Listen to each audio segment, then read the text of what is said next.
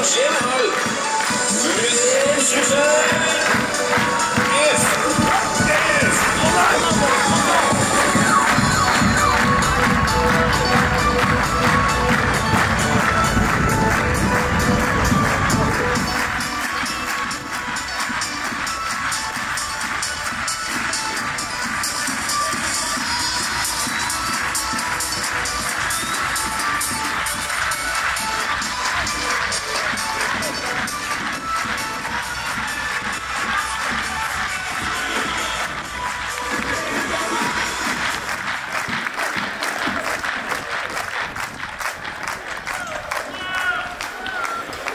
Inden vi går videre med den kamp, har vi nogle få gåringer til i dag.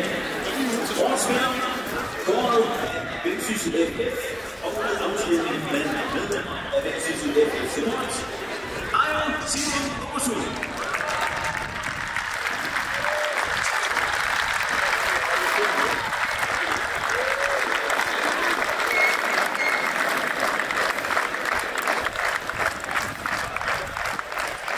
Det er Rasmus.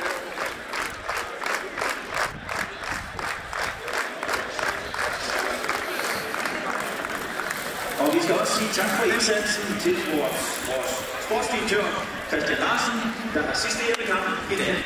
De har en stor.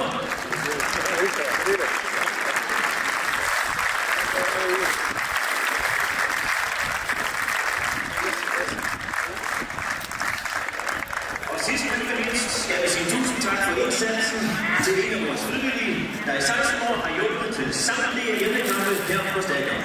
Han har været med siden starten af Vendsyssel FF i 2013, og normalt står han med i under Nordens guldturnering.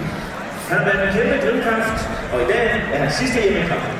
Han vil stadig til på kampene, men på selve kampdagen skal han nu til at sidde på tribunerne og nyde en stadionplads og løb. Det er vist velfortjent. I en kæmpe stor hånd til vores egen Svend.